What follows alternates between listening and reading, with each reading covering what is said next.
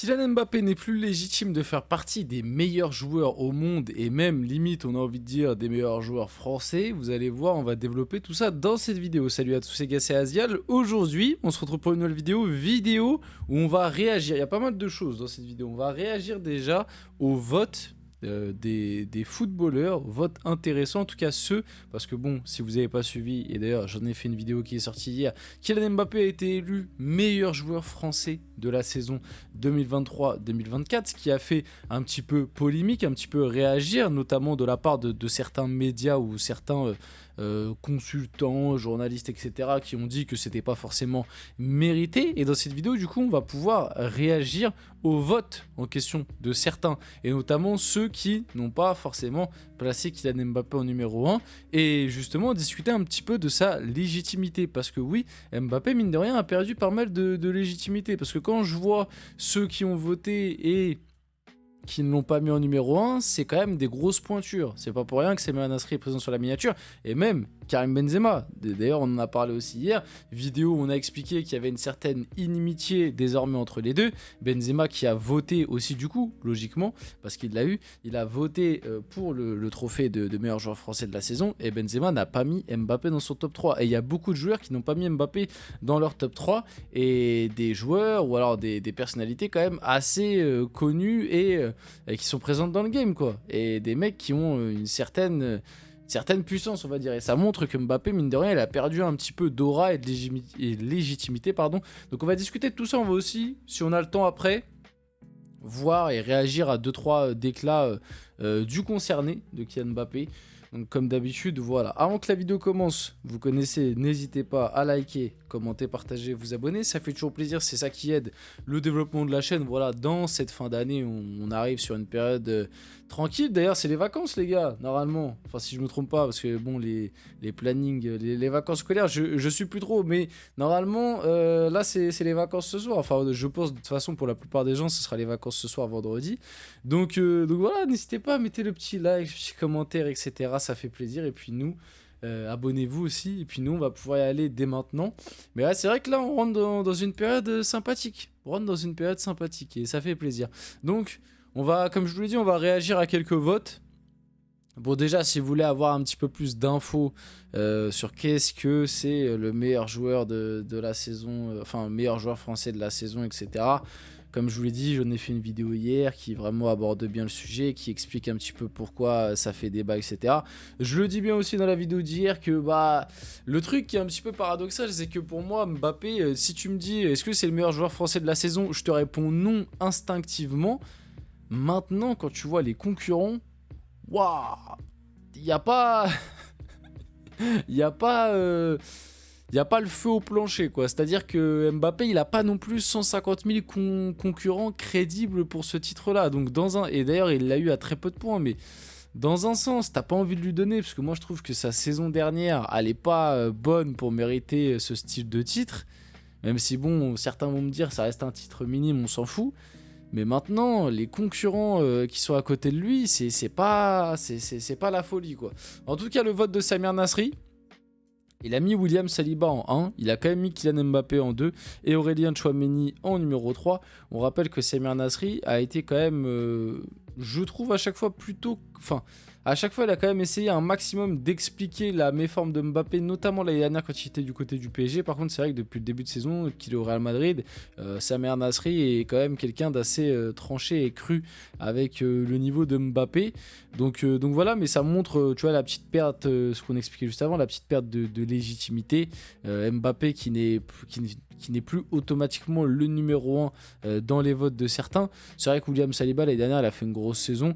Et je pense que le vote de Tchouaméni en 3... Bon, après, Tchouaméni, en fait, je pense qu'on a aussi un peu biaisé par rapport à ce début de saison-là avec Madrid. Parce qu'en réalité, l'année dernière, Tchouaméni, c'était quand même pas mal avec le Real. Mais c'est vrai que là, le début de saison est très compliqué.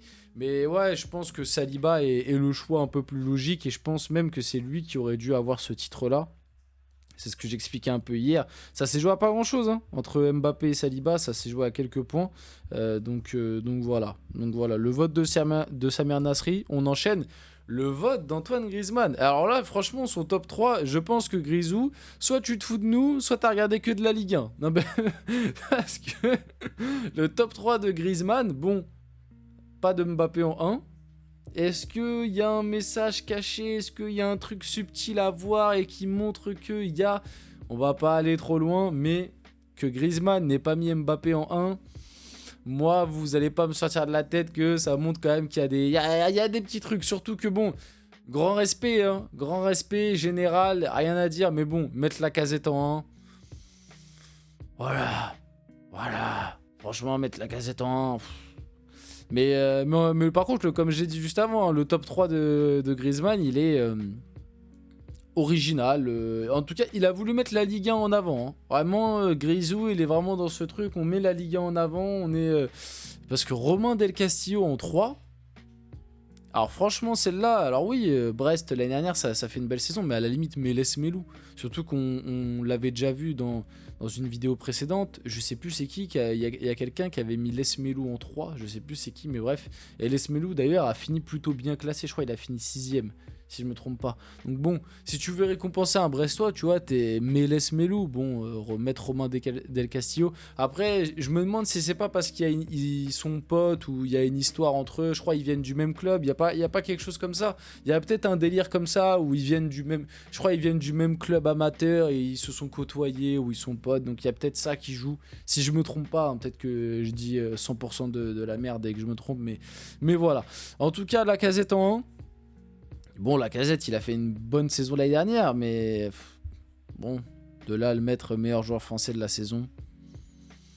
Voilà. Bah après, les gars, faudra peut-être dire à Griezmann qu'il peut choisir des joueurs au-delà de la Ligue 1. Je sais pas s'il est au courant, mais voilà. On enchaîne un peu. N'Golo Kanté. Et ça, c'est très intéressant aussi, parce que N'Golo Kanté, c'est quand même le vice-capitaine de l'équipe de France. Et bon, du coup, à l'heure actuelle, c'est le capitaine, comme Mbappé. On sait pas trop. Est-ce qu'il va revenir? Est-ce qu'il va pas revenir? Est-ce que Deschamps, il peut le sélectionner ou pas? On sait pas trop. On marche un peu sur des œufs. Et bah, le vote de N'Golo Kanté, il a mis Saliba en 1, Koundé en 2 et Kamavinga en 3. Pas de Kylian Mbappé. Ah ouais, là, quand je vous parlais de perte de légitimité, quand ton vice-capitaine ne te met même pas dans le top 3 des meilleurs joueurs français de la saison, c'est que, bon, voilà quoi. Et en vrai, le top 3, en vrai, peut se tenir. Bon, Kamavinga en 3, moi j'ai du mal. Pour la simple et bonne raison que Kamavinga, l'année dernière, ça restait un remplaçant, ça restait plus un 12e, 13e qu'un titulaire au Real. Que à l'Euro, bah, c'est pareil, c'était pas vraiment un titulaire non plus, donc le mettre 3ème, bon voilà, mais sinon Saliba en 1, Koundé en 2, en vrai ça peut se tenir, hein, Koundé l'année dernière, et surtout l'Euro, c'était solide, donc ça peut se tenir. Bah, Saliba en 1, moi ça me choque pas, mais tu vois, encore une fois, le fait que Kanté n'ait pas mis Mbappé dans le top 3, ça veut dire ce que ça veut dire. Bon, alors là, franchement, c'est complètement dingue. Pareil, le top 3 de JPP, bah tu vois, laisse mes loups. Bref. Donc Jean-Pierre Papin n'a pas non plus donné de vote à Kylian Mbappé pour le trophée de joueur français de l'année. Et il y en a beaucoup, hein. Il y en a beaucoup qui n'ont pas mis Mbappé dans leur top 3. Hein. Donc là, on l'a vu, Kanté, Jean-Pierre Papin, Benzema ne l'a pas mis dans son top 3. Et il y en a d'autres, il y en a plein. Donc son classement, Warren Zaïre-Emery en 1.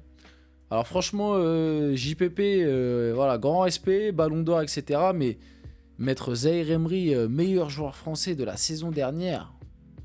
Et pourtant, je dis ça en étant supporter du PSG, en kiffant Zaïre-Emery. Hein, mais voilà, tiens, c'est Michael Olise en 2. Bon, faut pas oublier que l'année dernière, Michael Olise, il fait 6 mois dans la saison où il est blessé. Alors oui, malgré tout, c'est vrai que quand il est là, l'année dernière à Crystal Palace, il pétait le feu. Mais la moitié de la saison, il l'a fait quasiment blessé. Donc pareil, j'ai du mal. Et Pierre Lesmelou en 3, bon, comme j'ai dit, à la limite, oui, si tu veux récompenser un Brestois, tu mets Lesmelou en 3, bon, ok. Mais alors le 1 et le 2, franchement, les votes sont honteux. Donc on en a fini un peu avec les votes. Pour finir la vidéo, bon, ça, je vous ai mis ça pour illustrer, mais vous le savez, on va pas reparler de la blessure à la cuisse gauche d'Mbappé, qui de base comment dire, de base ça lui a annoncé 10 jours d'absence. au final, il est revenu un peu plus tôt que prévu pour jouer la finale de Coupe Intercontinentale. C'était juste pour discuter et espérer que cette blessure n'entache pas sa meilleure version. Enfin, le fait qu'il aille mieux là ces derniers temps, sur les 3-4 derniers matchs. Bon, moi, la finale de la Coupe Intercontinentale, je vais pas prendre ce match réellement en compte parce que, bon, déjà de 1, c'est un match de reprise, c'est un match où il y avait quasi pas d'adversité, c'est un match où il a été buteur, donc pour la confiance, c'est positif, mais il a pas été spécialement très très bon dans le jeu. C'est plus Vinicius et Rodrigo et Bellingham qui, pour moi, ont vraiment bien brillé que lui sur ce match-là. Mais comme je vous l'ai dit, ce match-là, j'ai même pas envie de le prendre en compte, honnêtement. Mais c'est juste pour espérer qu'on retrouve un Mbappé cohérent parce qu'il allait un petit peu mieux ces derniers temps et on va voir, on va suivre et on espère que cette blessure le fasse pas retomber dans le négatif. On finit la vidéo là-dessus, j'espère que cette vidéo vous a plu, c'est le cas, n'hésitez pas à la liker, commenter, partager, vous abonner les gars, c'était Azial, on se retrouve très rapidement pour une prochaine vidéo.